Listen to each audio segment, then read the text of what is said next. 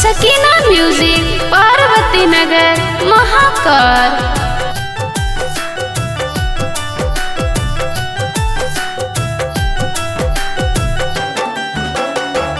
हाथ जोड़ी पौआ पड़ी यीशु नसरिया हो। हाथ जोड़ी पौआ पड़ी यीशु नसरिया हो। आइल बानी रउआ के दुआर हो। हे प्रभु जी आइल बानी रउआ के दुआर हो।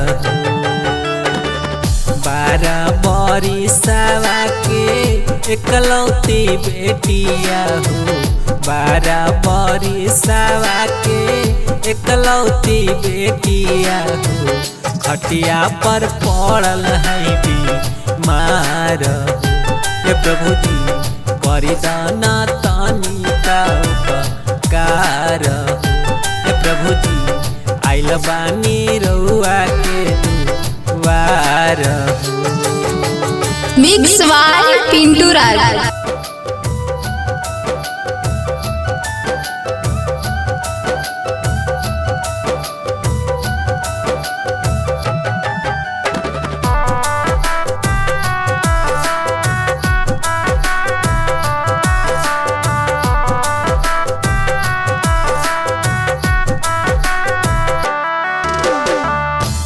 सुनायर भैया तनिका मोर बतिया हो। मर गईले बेटिया तो हार हो। भैया हो करना यीशु के परेशान हो। माता धारा सेवकवा कर विश्वसिया हो। माता धारा सेवकवा कर विश्वसिया हो। प्रभु के महिमाया पार हो। सेवकवा चलब हम तोहर दुआर हो।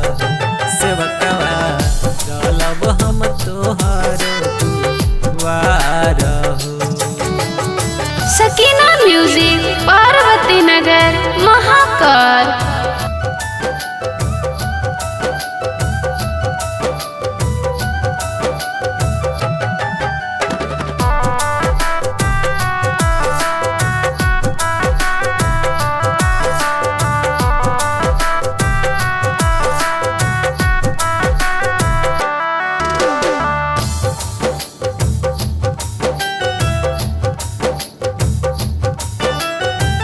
जुटल रहे गौआ समाज हो।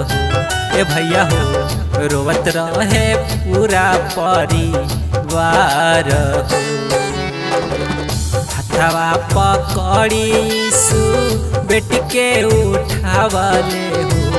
हथवा पकड़ी यीशु बेटी के उठावले हो। उठ बैठी गईले मुस्कुराई हो। ए भैया हो उठ बैठी गईले मुस्कुराई हो। ए भैया हो गईले बड़ा चमत्कार हो। Mix by Pintu Raj.